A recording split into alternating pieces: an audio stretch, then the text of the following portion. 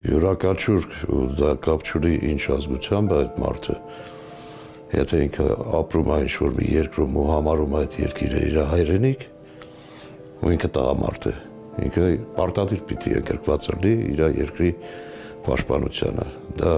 օրենք է երևի բոլոր պետությունների համար։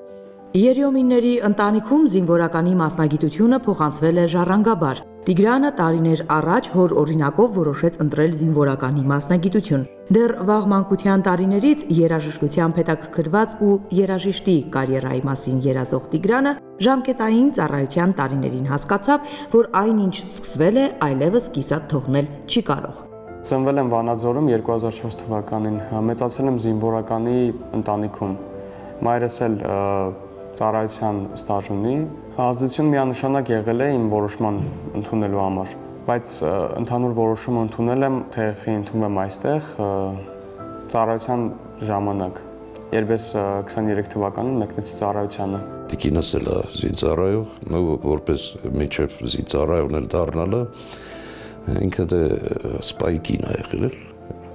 հիմա էլ կա, ու այդ դժվարությունը սպայի կնոջ, այդ կյանքը տենալով ինքը կտրուկ չէր ուզում, որ տղես ինչ-որ այդ ուղին ընտրի։ Տղես ինքը իրանով որոշել է, որ պիտի դառնա սպա, իր որոշումը իմ համար շատ ուրախալի էր։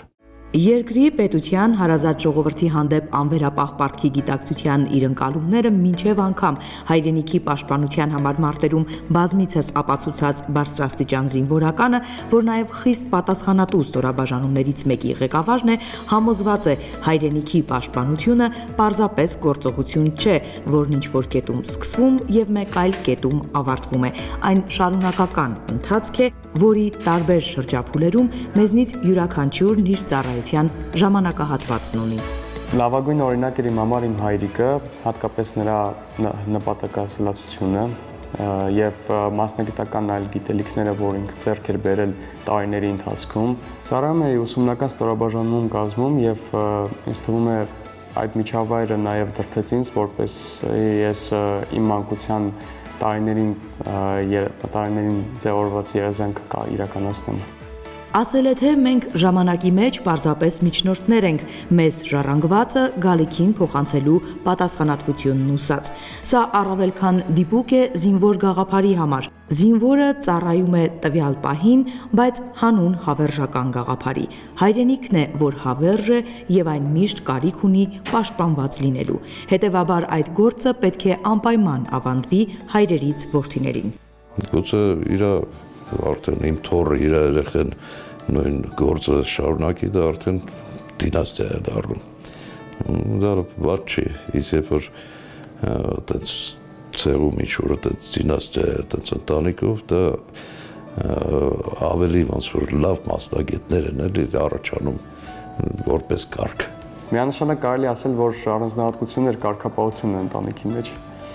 որովհետև այդ զինվորական դաստիարակությունը այդ ամենը փոխանցվում է։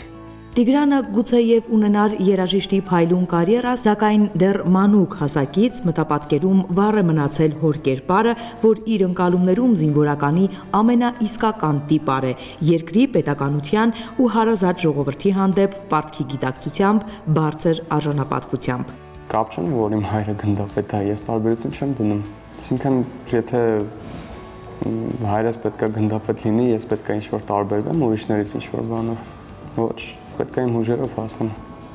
ամեն ինչին։ Իմ որդուն կցանկանա իր ընդհանրապես եւ զինվորական կարիերան եւ իր կյանքը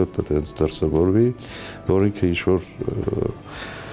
գագաթներին հասնի։ Այն ինչ-որ ինքը ցանկանում է, որ այդ ամեն ինչը լինի ու իհարկե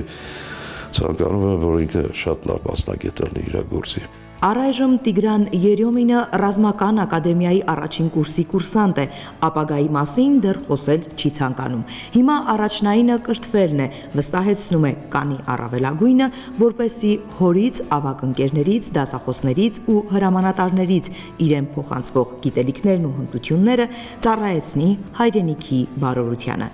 Նաիրա Համբարձումյան, Ռուբեն Մնացականյան, Հովհաննես Գրիգորյան, Զինուժ։